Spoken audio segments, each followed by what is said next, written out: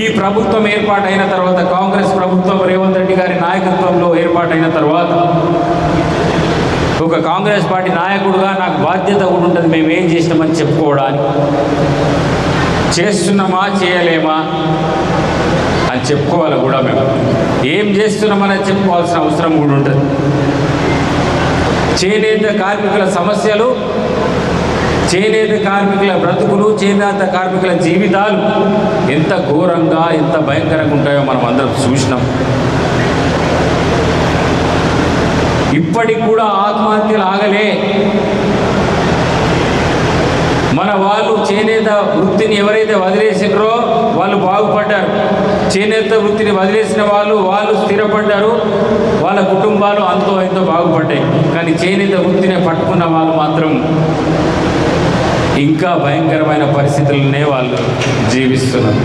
చాలా బాధాకరం. నేను చూసిన సిరిసిల్లలో పరిస్థితులు చూసిన, నల్గొండలో పరిస్థితులు చూసిన, అక్కడికి పోయినా, చెండూరు కూడా పోయినండి. చెండూరు పోయినప్పుడు చూసిన నేను వాళ్ళు మగ్గాలు తొక్కుతుంటే కాళ్ళు పోతాయి, కలర్లు, ఆ కలర్లు వేస్తుంటే ఎన్నో రోగాలు వస్తాయి. భయంకరమైన పరిస్థితి వాళ్ళది. నేసేటప్పుడు ఆ మగ్గాన్ని తొక్కుతుంటే ఆ మోకాలు పోయి ఎన్నో రోగాలు వస్తాయి, కీళ్ళు పోతాయి. ఆ కళ్ళలతో ఎన్నో రోగాలు కూడా వచ్చినాయి. ఇంత భయంకరమైన పరిస్థితిలో మనం బ్రతుకుతున్నందుకు చాలా బాధ అవుతుంది. అందుకే కాంగ్రెస్ ప్రభుత్వం ఈ చేనేత చేయూత, గత ప్రభుత్వం 290 కోట్ల బకాయిలను అట్లనే వదిలేసిపోయింది. 3 ఏళ్ల వరకు కట్టలే చేనేత చేయూతను. 290 కోట్ల బకాయిలు జమ చేసుకుంటాం కదా, ఆ డబ్బులు కూడా కట్టలేదు. ప్రతి 3 సంవత్సరాలకు కట్టాలి, కానీ వాళ్ళు కట్టలేదు. మళ్ళీ కాంగ్రెస్ ప్రభుత్వం ఏర్పాటైన తర్వాతనే ఆ 290 కోట్ల రూపాయల బకాయిలను మాఫీ చేసింది. అదేవిధంగా ఈ రాష్ట్రంలో చేనేతలకు రుణమాఫీ చేసిన సందర్భం లేదు. తెలంగాణ రాష్ట్రం ఏర్పాటైన తర్వాత 10 సంవత్సరాలు రుణమాఫీ చేయలే. వాళ్ళ బ్రతుకులు అట్లనే ఉన్నాయి. చేనేత కార్మికులు ఆత్మహత్యలు చేసుకుంటున్నారు. చేనేత కార్మికులు అంత కష్టపడ్డా, చేనేత కార్మికులు అంత భయంకరమైన పరిస్థితులను ఎదుర్కొన్నా ఆనాటి ప్రభుత్వాలకు కనికరం కలగలే.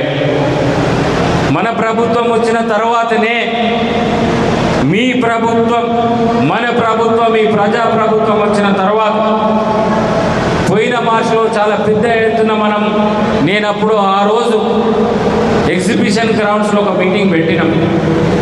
ఆ రోజు ముఖ్యమంత్రిని ముఖ్య అతిథిగా పిలిచినాం. మీరంతా ఉన్నారనుకుంటా చాలామంది.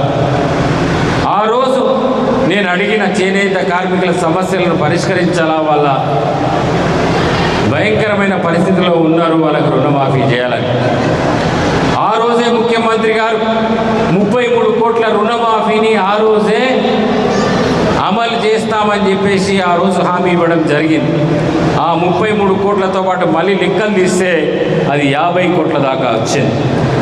ఇంకా 17 కోట్లు పెరిగింది. ఆ 50 కోట్ల రుణమాఫీ చేసినాం. ₹1,00,000 చొప్పున 6,600 కార్మికులకు ఈ ప్రభుత్వం రుణమాఫీ చేసింది. లేటెస్ట్ అప్డేట్స్ కోసం మన నేటి ధాత్రి ఛానల్ని సబ్స్క్రైబ్ చేయండి. అలాగే మీకు నచ్చిన వీడియోని లైక్ చేసి, షేర్ చేసి, కామెంట్ చేయండి.